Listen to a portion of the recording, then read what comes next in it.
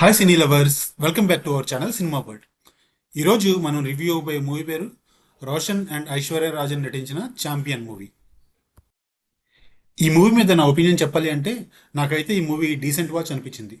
చాలా ఎక్కువగా ఇంప్రెస్ చేయలేదు, అలాగని బ్యాడ్ మూవీ కూడా కాదు. It's average movie.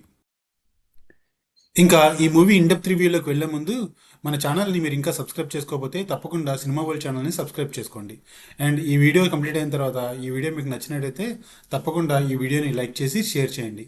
అండ్ మీ ఒపీనియన్ని కామెంట్స్లో తెలియచేయండి. ఇంకా ఈ మూవీ స్టోరీ లైన్కి వస్తే తెలంగాణ హిస్టరీలో వెరీ ఇంపార్టెంట్ సిచ్యువేషన్ అయిన రజాకార్ మూమెంట్ మీద బేస్ అయిన స్టోరీ ఇది. ఇది రియల్ టైమ్ స్టోరీ అయినా ఇందులోని క్యారెక్టర్స్ సిచ్యువేషన్స్ అన్నీ ఫిక్షనల్. ఈ మూవీలో హీరో పేరు మైకల్. తన ఒక ఫుట్బాల్ ఆస్పిరెంట్. తన ఫుట్బాల్ ఆస్పిరేషన్ నెరవేర్చుకోవడానికి హీరో బైరన్నపల్లి విలేజ్కి ఎందుకు వెళ్ళాడు, అక్కడ బైరన్నపల్లి విలేజ్లో ఉన్న ఇష్యూ ఏంటి, ఆ ఇష్యూలో హీరో ఎందుకు ఇన్వాల్వ్ అయ్యాడు, చివరికి హీరో ఆ ఇష్యూని సాల్వ్ చేశాడా లేదా అనేదే ఈ మూవీ మిగిలిన స్టోరీ. ఈ మూవీలోని పాజిటివ్స్ గురించి మాట్లాడాలి అంటే ముందుగా చెప్పుకోవాల్సింది రోషన్ యాక్టింగ్. తన ఈ మూవీలో చాలా బాగా పెర్ఫామ్ చేశాడు. ముందు సినిమాలతో పోలిస్తే తన యాక్టింగ్లో బాగా ఇంప్రూవ్ అయ్యాడు. అండ్ తర్వాత మెచ్చుకోవాల్సింది Prem climax and interval sequence. ఇవి చాలా బాగా వర్కౌట్ అయ్యాయి నాకు. అండ్ ఈ సినిమాలో మ్యూజిక్ కూడా చాలా బాగా వర్కౌట్ అయింది, ముఖ్యంగా background score and Giragira song. And Giragira song picturisation కూడా చాలా బాగా వర్కౌట్ అయింది నాకు. And father emotion and goal సీక్వెన్స్లో వచ్చే ఎమోషన్స్ కూడా నాకు టు ద ఎక్స్టెంట్ బాగానే వర్కౌట్ అయినాయి. ఈ సినిమాలో నెగిటివ్స్ గురించి చెప్పాలి అంటే డల్ నెరేషన్. బాగా హెవీగా ఉండే ఎమోషన్స్ని కూడా నేను ఫీల్ అవ్వలేకపోయాను, ఈ మూవీలో ఇన్వెస్ట్ అవ్వలేకపోయాను because of completely the narration mistake. ఈ మూవీ రైటింగ్లో డెఫినెట్గా ఎమోషనల్ డెప్త్ ఉన్నా అది స్క్రీన్ మీద కరెక్ట్గా ట్రాన్స్లేట్ అవ్వలేదు. దానివల్ల ఈ సినిమా ఎమోషనల్గా నన్ను హుక్ చేయలేకపోయింది.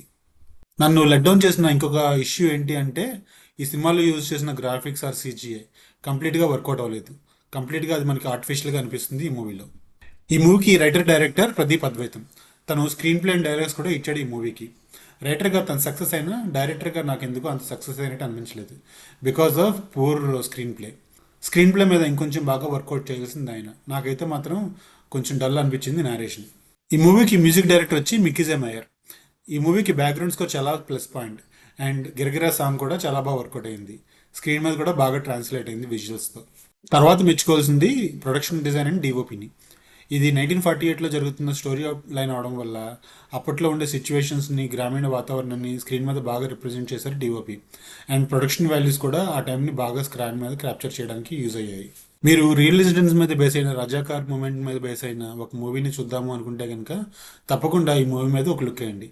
ఇట్స్ ఎ డీసెంట్ వాచ్, మీకు నచ్చచ్చు. ఈ వీడియోకి ఇంత ఫ్రెండ్స్. మీరు ఈ మా ఛానల్ని ఇప్పుడు దాకా సబ్స్క్రైబ్ చేసుకోకపోతే తప్పకుండా సబ్స్క్రైబ్ చేసుకోండి మా సినిమా వరల్డ్ ఛానల్ని. ఈ వీడియో మీకు నచ్చినట్టయితే తప్పకుండా లైక్ చేసి షేర్ చేయండి.